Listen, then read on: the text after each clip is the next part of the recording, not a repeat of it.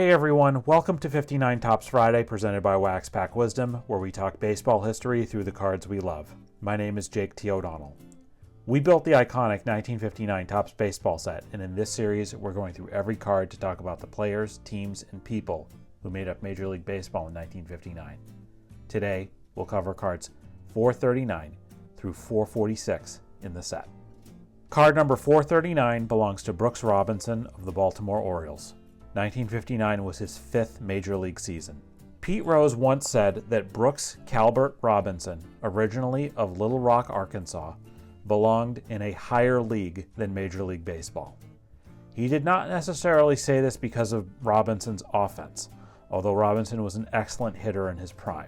No, that statement was because Robinson elevated defensive play at third base into an art form, and more than earned the nickname the human vacuum cleaner.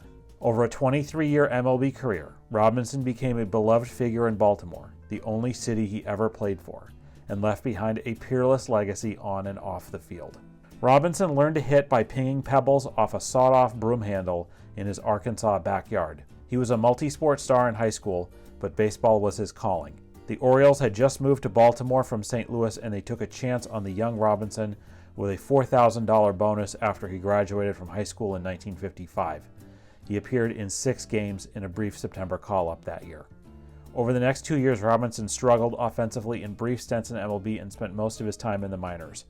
1958 was his first full MLB season, but he batted just .238 with 3 homers in 145 games. In 1959, he shuttled between MLB and the minors again, but after a rough month of July in Baltimore, he found his swing over the final 2 months, batting .340 and putting a stranglehold on the O's third base job for years to come. In 1960, Robinson batted .294, and the baseball world at large started to notice his extreme prowess at third base.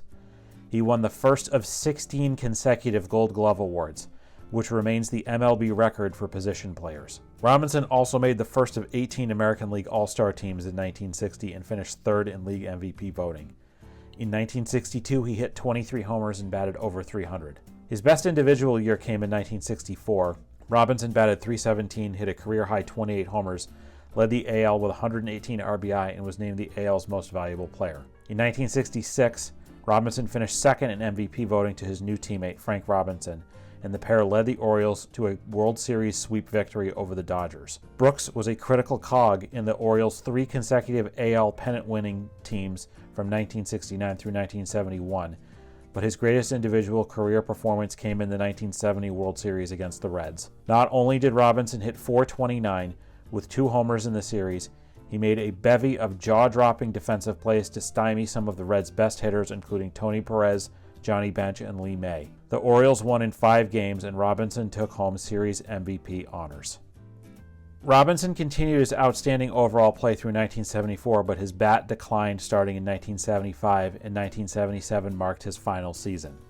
Robinson entered the broadcast booth for the Orioles in 1978 and became a popular TV pitchman for several brands.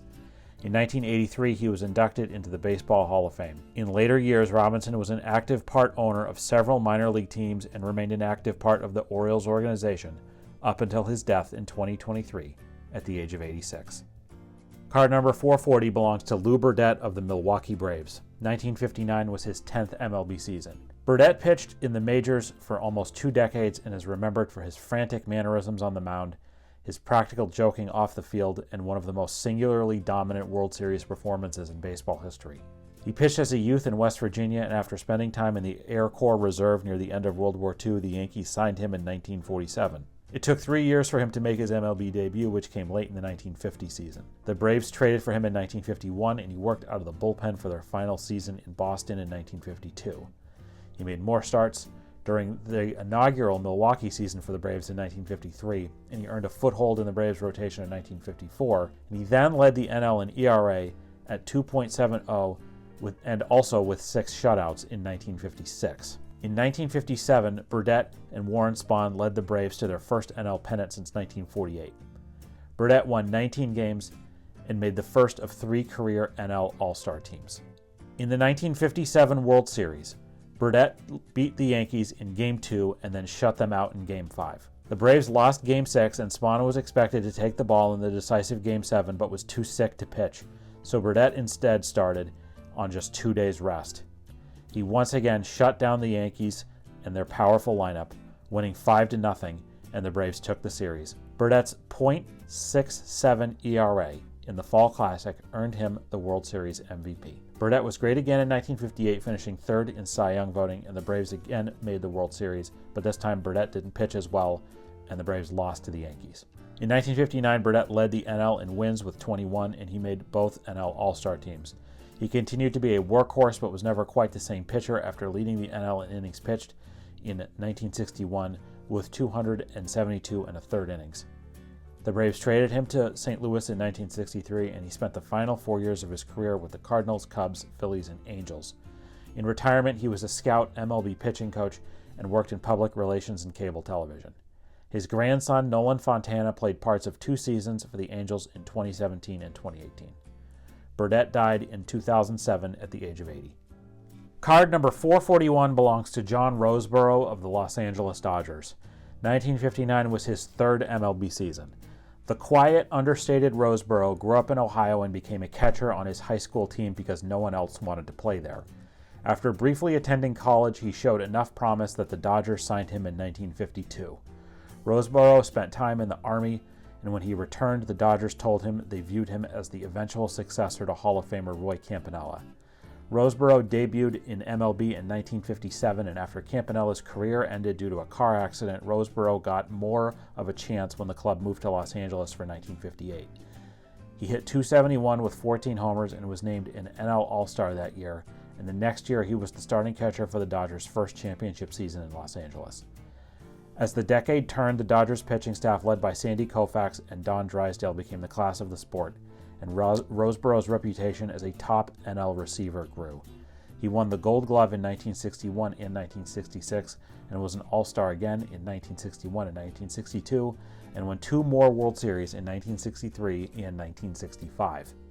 The most memorable incident of Roseboro's career came in 1965. During a heated late-season game with the rival Giants, where Hall of Famers Koufax and Juan Marichal were matched up, Marichal came to bat after he'd knocked down Maury Wills earlier in the game. During the at-bat, a throw from Roseboro back to Koufax either grazed or came close to grazing Marichal's ear. Marichal took exception, thought Roseboro was about to hit him with his mask, and proceeded to strike Roseboro in the head 3 times with his bat, kicking off a bench-clearing melee on the field. A bloody gash on Roseboro's head healed without stitches, and he was back in the lineup 3 days later, while Marichal was fined and suspended. Many years later, Roseboro and Marichal buried the hatchet, and they hugged in public at an old-timers game in the early 1980s. Roseboro was traded to the Twins, and he made one final All-Star game in 1969. His final year was with the Senators in 1970. He spent time coaching and was in and out of baseball for most of the rest of his life. He died in 2002 at the age of 69. Card number 442 belongs to Ray Narleski of the Detroit Tigers. 1959 was his 6th and final season in the big leagues. Narleski was the son of a former big league infielder, Bill Narleski, who played parts of 2 seasons for the Red Sox in 1929 and 1930. Young Ray was a talented pitcher growing up in New Jersey and signed with the Indians in 1948. It took a few years in the minors, but Narleski finally made the Indians club out of spring training in 1954. He pitched very effectively out of the bullpen for an historically great Indians team that won 111 games in the pennant but were swept in the World Series by the Giants. Narleski led the AL in saves in 1955 with 19, although it was not an official statistic at the time, as well as games finished with 60. The next year, Narleski was an AL All-Star for the first of 2 times and fired a 1.52 ERA in 32 games. Over his final 3 MLB seasons, he made more starts and was again an All-Star in 1958. After that season, he was traded to the Tigers. He struggled in 42 games there amidst a back injury that never fully healed. This was his last year pitching in the big leagues. Narleski later worked as a mechanic and truck builder back in New Jersey. He died in 2012 at the age of 83. Card number 443 belongs to Darrell Spencer of the San Francisco Giants. 1959 was Spencer's 6th year in the big leagues. Spencer was an infielder who spread his time between the New York/San Francisco Giants, Cardinals, Dodgers, Reds, and Braves. Despite only earning 1 varsity sports letter in high school and 2 years of college, Spencer enjoyed a 10-year major league career.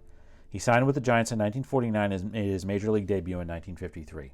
Following a break from military service in 1954 and 1955, he returned to the Giants for his peak career years from 1956 through 1960.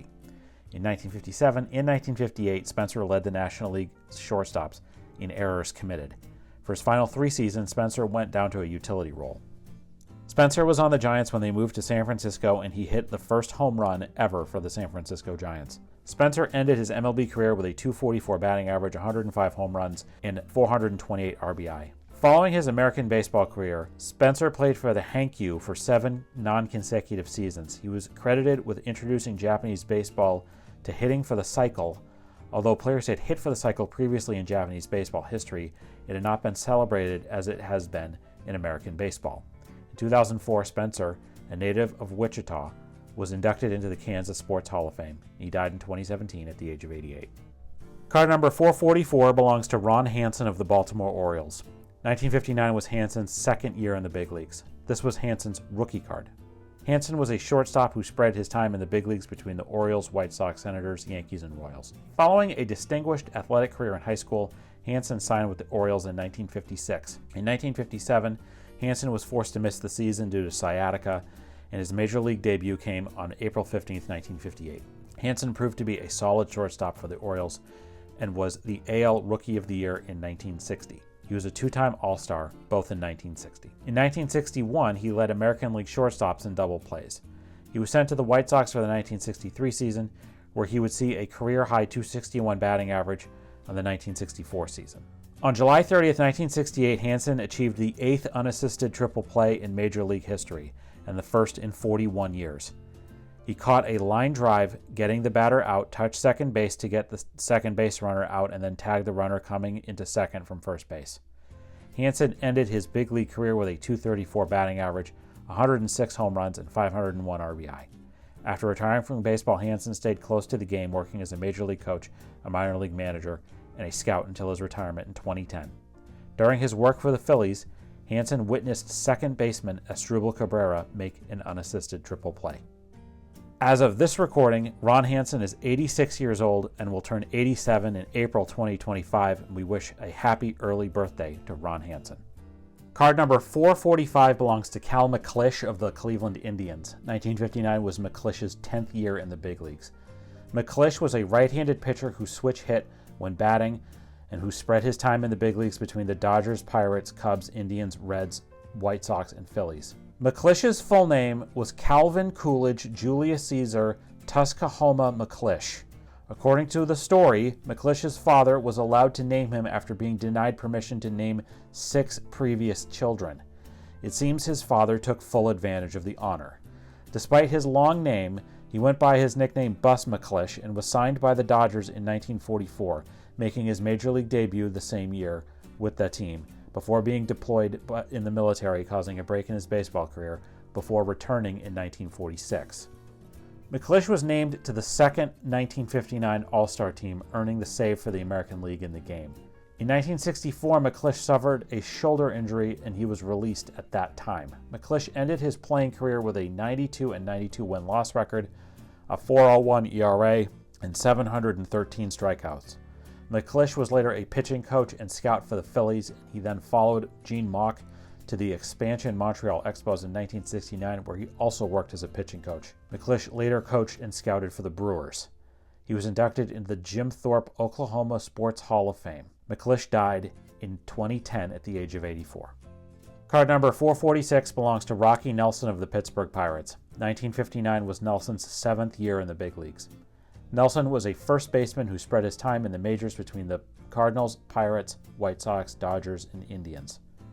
After signing with the Cardinals in 1942, Nelson missed multiple seasons due to military service, making his big league debut in 1949. Nelson played non-consecutive big league years, often splitting seasons between the majors and minors. In between his time spent in the big leagues, Nelson spent time in the International League, where he became known as a superstar. Nelson won the International League MVP award 3 times, and he also won 2 Triple Crowns in the league. Nelson was a member of the 1960 World Champion Pirates team. His contributions to the win included a 2-run homer in the first inning of Game 7. This helped set the stage for Bill Mazeroski's 9th-inning walk-off home run. Nelson was inducted into the Canadian Baseball Hall of Fame in 1987. His baseball card was featured in the 1993 movie Deception. Nelson died in 2006 at the age of 81. That's going to do it for this edition of 59 Tops Friday on Wax Pack Wisdom. Today's episode was written by Abby O'Donnell and Jake T. O'Donnell. Do you have a story about one of the people, players, or teams we discussed today? Let us know in the comments. We'd love to hear it. If you enjoyed this video, please give it a like and subscribe to our channel so you don't miss any of our Wax Pack Wisdom content. In the video description, you will find our source material for this episode, links to where you can follow us on all social media channels, as well as a list of our favorite nonprofits and charities. Please consider a donation to one of them if you enjoyed this content. Thank you for watching, and we'll see you next time on Wax Pack Wisdom. Take care.